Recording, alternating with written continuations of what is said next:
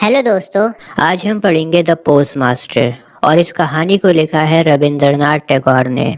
दोस्तों, ये कहानी है एक पोस्ट मास्टर की। पोस्ट मास्टर की उलापुर नाम के एक गांव में पोस्टिंग हुई है। उलापुर एक छोटा सा गांव है जहां पर इंडिगो की फैक्ट्री है। दोस्तों, इस इंडिगो की फैक्ट्री का मालिक एक अंग्रेज है, एक गोरा है। तो पोस्ट मास्टर नौकरी करने के लिए उलापुर आ जाता है। हालांकि वो उलापुर आ तो गया, लेकिन उसका इस नई जगह पर दिल नहीं लग रहा था। उसका मन कर रहा था कि वो वापस अपने घर कलकत्ता चला जाए। उलापुर एक देहाती गांव है जहां पर चारों तरफ जंगल है, हरियाली है। पोस्ट मास्टर ने अपने ऑफिस में भी किसी से कोई दोस्ती नहीं करी। दरअसल पोस्ट मास्टर को नए लोगों से बात करने में थोड़ी हिचकिचाहट होती है, थोड़ा अनकंफर्टेबल होता है वो स्ट्रेंजर्स के साथ। तो वो इस गांव में बिल्कुल अकेला था। पोस्ट मास्टर का इस देहाती गांव में बिल्कुल दिल नहीं लगता था। उसे तो अपने शहर कलकत्ता जैसा डेवलप्ड और पक्का रोड चाहिए था और ऊंची ऊंची बड़ी बिल्डिंग्स चाहिए थीं। पोस्ट मास्टर की सैलरी भी बहुत कम थी और सैलरी कम होने की वजह से वो अपना खाना खुद पकाता था। पोस्ट मास्टर रतन नाम की एक अनाथ लड़की के साथ अपना खाना शेयर करता था। रतन अनाथ है, उसी गांव में रहती है और रतन पोस्ट मास्टर का छोटा मोटा काम कर दिया करती थी, उसकी हेल्प कर दिया करती थी। पोस्ट मास्टर रात के अंधेरे में लैंप को जलाता था और रतन को पुकारता था। दोस्तों, रतन वहीं हर शाम उसके घर के बाहर बैठ जाया करती थी और रतन इंतजार करती थी कि कब पोस्ट मास्टर उसे आवाज लगाए और कब वो झट से अंदर जाए। लेकिन रतन कभी ये शो नहीं होने देती थी कि वो बाहर बैठकर पोस्ट मास्टर की आवाज का इंतजार कर रही है। पोस्ट मास्टर के बुलाने पर रतन हमेशा उससे ये सवाल करती थी, did you call me sir? क्या आपने मुझे बुलाया? इसके जवाब में हमेशा की तरह पोस्ट मास्टर उससे पूछता था कि तुम क्या कर रही हो? रतन जवाब देती, मैं चूल्हे में आग जलाने के लिए जा रही हूँ। इसके बाद मास्टर बोलता, चूल्हा बाद में जला लेना, पहले मेरा सिगार जला दो। और फिर रतन कोयले से उसका सिगार जला देती थी।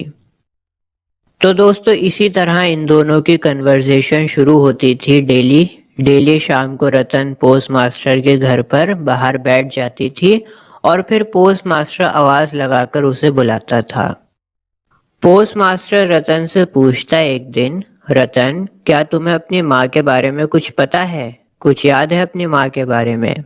दोस्तों, रतन को अपनी माँ के बारे में कुछ ज्यादा नहीं पता। उसकी माँ से ज्यादा उसे अपने फादर के बारे में पता है।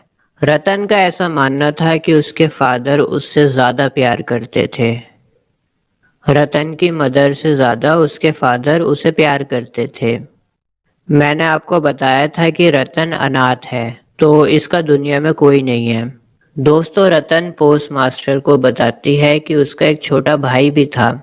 छोटे भाई के साथ वो खेला करती थी। रतन अपने पुराने पलों को याद करके बड़ा खुश हो रही थी और यूं ही पुराने पलों को याद करते करते हमेशा की तरह रात बहुत हो गई थी। पोस्ट मास्टर को नींद आने लगती है। रतन जल्दी से बासी रोटी को सेक लेती है और सुबह का बचा हुआ खाना गर्म कर लेती है और इस तरह ये लोग रात का खाना खाते थे। कई शामें ऐसी भी गुजरती थीं जहां पर पोस्ट मास्टर अपने घर की बातें रतन को बताता था। पोस्ट मास्टर को भी अपने घर की बहुत याद आती थी। अपनी माँ के बारे में बताता था, बहन के बारे में बताता था। पोस्ट मास्टर अपने दिल के जज्बातों को किसी और के सामने बयान नहीं कर सकता था। ये तो छोटी प्यारी बच्ची रतन है जिसको वो अपने दिल का हाल बता दिया करता था। रतन भी पोस्ट मास्टर की बातें बड़ा ध्यान से सुनती थी और बहुत इंटरेस्ट के साथ सुनती थी। एक दोपहर पोस्ट मास्टर खाली बैठा होता है, उसका ब्रेक चल रहा होता है और उसके पास कुछ काम नहीं होता करने के लिए। बारिश के बाद सर्द हवाएं चल रही होती हैं और बारिश के पानी की सूंधी सूंधी खुशबू से पूरा गांव महक रहा होता है। वहीं एक चिड़िया चहचहा रही होती है। पोस्ट मास्टर अकेला इस खूबसूरत नज़ारे को बैठकर फील कर रहा होता है। वो सोचता है कि काश कोई अपना उसके साथ यहाँ पर होता और काश इस खूबसूरत पल को वो किसी अपने के साथ बैठकर देख रहा होता। बेचारा अपने आप को बहुत अकेला महसूस कर रहा होता है। पोस्ट मास्टर लंबी आह भरता है और रतन को आवाज लगाता है। रतन अमरूद के पेड़ के नीचे कच्चे अमरूद खा रही होती है। पोस्ट मास्टर की आवाज सुनते ही वो बिना रुके दौड़े चली आती है। क्या आप मुझे बुला रहे थे दादा? रतन पूछती है। हाँ रतन, मैं सोच रहा था कि क्यों ना तुम्हें पढ़ना लिखना सिखा दूं ताकि तुम अपने आप से कुछ भी पढ़ सको।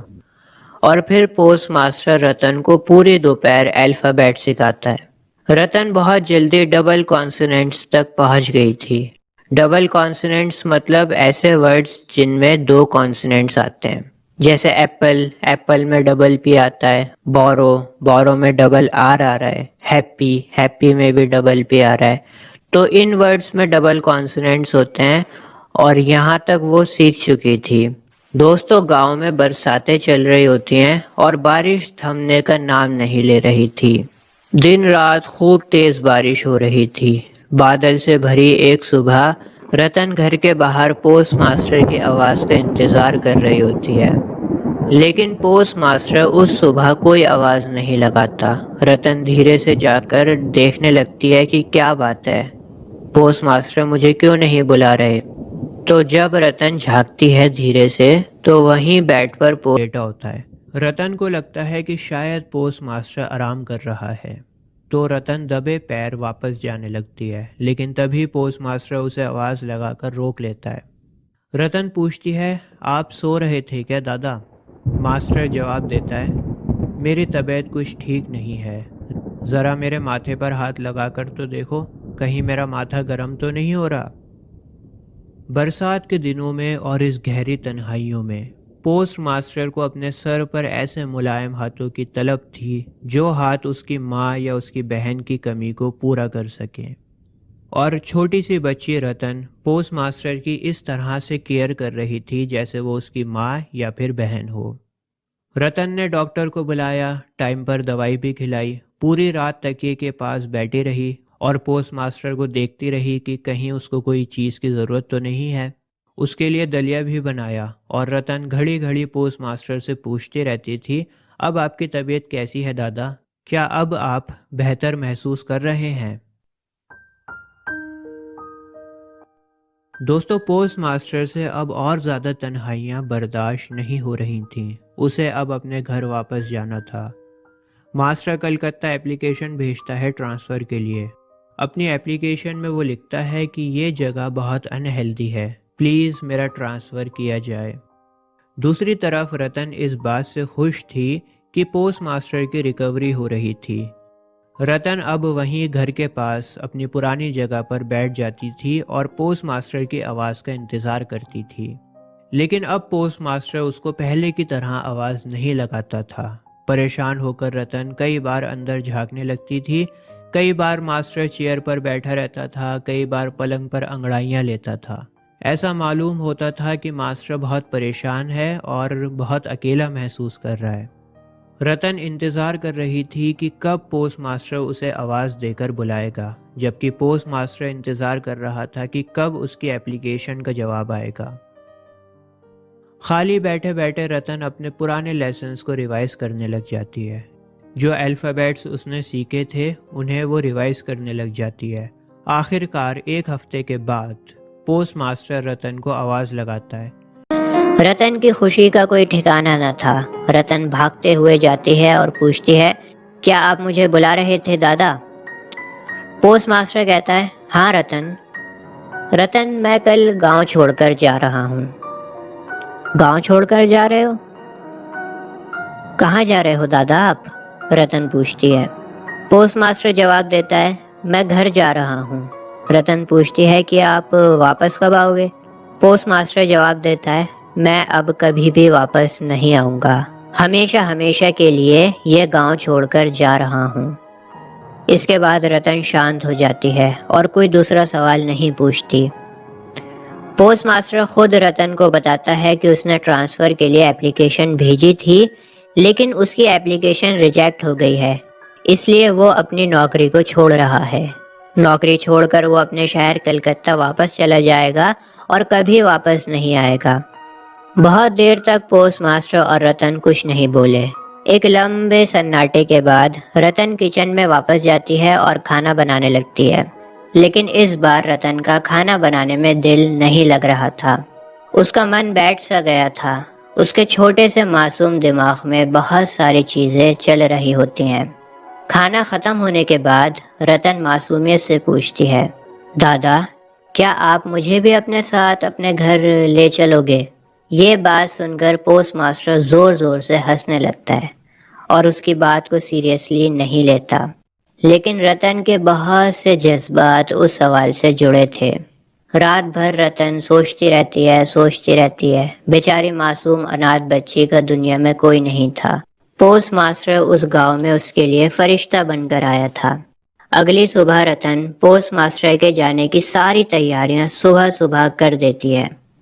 रतन को नहीं पता था कि पोस्ट मास्टर कितने बजे निकलेगा, इसलिए वो सूरज निकलने से पहले ही नदी से पानी निकाल कर ले आती है नहाने के लिए। पोस्ट मास्टर नहाने के बाद रतन को बुलाता है। रतन चुपचाप आकर खड़ी हो जाती है और पोस्ट मास्टर की तरफ देखने लगती है। मास्टर कहता है, रतन, तुम्हें चिंता करने की कोई ज़रूरत नहीं है। मेरे बाद जो पोस्ट मास्टर आएगा यहाँ पर, मैं उसे बोल दूंगा कि वो तुम्हारा अच्छे से ख्याल रखे। पोस्ट मास्टर के ये अल्फाज उस बच्ची के दिल को चुभ गए। रतन कहती है, नहीं नहीं, आपको कोई ज़रूरत नहीं है मेरे बारे में किसी से भी कुछ कहने की। रतन का ये बिहेवियर देखकर पोस्ट मास्टर एकदम चौंक जाता है। रतन ने कभी पोस्ट मास्टर से इस लहजे में बात नहीं करी थी। दोस्तों, इसके बाद गांव में नया पोस्ट मास्टर आ जाता है। पोस्ट मास्टर अपना चार्ज नए ऑफिशियल को दे देता है और फिर अपने घर वापस जाने की तैयारी करने लगता है। निकलने से पहले वो दोबारा रतन को आवाज़ लगाकर बुलाता है और अपनी जेब में से 1 महीने की सैलरी निकालकर रतन को देने लगता है। ये लो रतन, ये तुम्हारे लिए है। 1 महीने की सैलरी में से थोड़े से पैसे उसने ट्रैवलिंग के खर्चे के लिए निकाल लिए थे। रतन पोस्ट मास्टर के पैरों में गिरकर रोने लगती है। दादा, आप मुझे कुछ मत दो, मेरे लिए क्यों परेशान होते हो? और फिर वो बच्ची वहाँ से चली जाती है। पोस्ट मास्टर एक लंबी गहरी सांस लेता है, अपना बैग उठाता है, बाजू में छाता लटकाता है और चल पड़ता है। नाव में बैठकर जब वो बहुत दूर निकल चुका होता है, तब उसके दिल में बेचैनी होने लगती है। रतन के चेहरे का दर्द उसको सताने लगता है। एक पल के लिए तो उसका मन करा कि वो वापस चला जाए और रतन को भी अपने साथ में ले ले, लेकिन अब गांव बहुत पीछे छूट चुका था। पोस्ट मास्टर ये सोचकर सब्र कर लेता है कि मिलना और बिछड़ना तो इस दुनिया में लगा रहता है। जो लोग मर जाते हैं उनको भी छोड़ना पड़ता है। मौत के बाद तो कोई वापस नहीं आता। दोस्तों, इन बातों से पोस्ट मास्टर ने तो अपने दिल को तसल्ली दे दी थी, लेकिन रतन का क्या? रतन की आंसुओं से भीगी निगाहें इसी तलाश में थीं कि एक दिन उसके पोस्ट मास्टर वापस जरूर आएंगे। उसका दिल मानने को तैयार ही नहीं था कि पोस्ट मास्टर इस गांव को छोड़कर चला गया। दूसरी तरफ पोस्ट मास्टर जो अपने दिल को तसल्ली दे रहा है और कह रहा है कि मिलना बिछड़ना तो इस दुनिया में लगा रहता है, वो खुद अपनी माँ और अपनी बहन की याद में अपने घर वापस जा रहा है। उसकी माँ और उसकी बहन की यादें उसे सता रही हैं, इसलिए वो नौकरी छोड़कर अपने घर वापस जा रहा है। और इसी के साथ ये कहानी ख़त्म हो जाती है। आपको ये कहानी कैसी लगी कमेंट्स में लिखकर ज़रूर बताएं। वीडियो पसंद आई हो तो लाइक भी करें। मिलता हूँ आपसे किसी और वीडियो में। जय हिंद।